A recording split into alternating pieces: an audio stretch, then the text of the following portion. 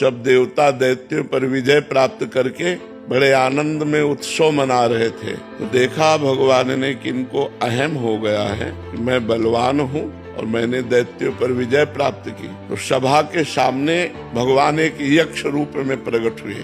तो देवराज इंद्र ने देखा, बोले कोई भी देवता इनका परिचय लाकर हमें बताओ ये कौन प्रकट हुआ है। तो सबसे पहले वायुदेव प्रकट हुए। विश्व में वायुदेव से बढ़कर कोई बलवान नहीं। तो वायु देवता गए और कहा, यक्ष तुम कौन हो? तो उनका हम तो अपना परिचय बाद में बताएंगे, पहले आप बताएं आप कौन है। बोले मैं पवन हूँ, वायु। क्या है आप में क्षमता? तो उनका क्षमता ऐसी कि मैं पूरे त्रिभुवन को तिनके के समान उड़ा सकता हूँ। तो एक तिनका प्रकट किया और कहा उड़ा के दिखाओ। अब वायु देवता से तिनका उड़ाने की बात, वो तो ब्रह्मांड उड़ा दे, लेकिन तिनका नहीं उड़ा। कहा पूरी ताकत लगाओ। वायु देवता पूरी ताकत लगा के हार गए, तिनका ऐसे से ऐसे नहीं कर पाए। आए और बैठ गए। देवराज इंद्र ने कहा कौन है? बोले असमर्थ रहा उनका परिचय प्राप्त करने में। दूसरा देवता अग्निदेव प्रकट, उनके पास गए।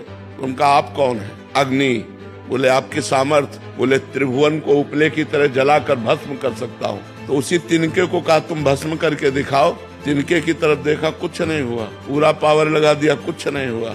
अग्नि देवता वापस जाकर बैठ गए और कहा मैं असमर्थ रहा। तब स्वयं देवराज इंद्र उठे, जे ही गए सो यक्ष अंतर ध्यान हो गए। यक्ष की जगह पर दुर्गा देवी प्रकट हुई और उनका देवराज इंद्र तू इतना घमंडी है कि तू भगवान से बात करने का भी अधिकारी नहीं है। इसलिए भगवान अंतर ध्यान हो गए।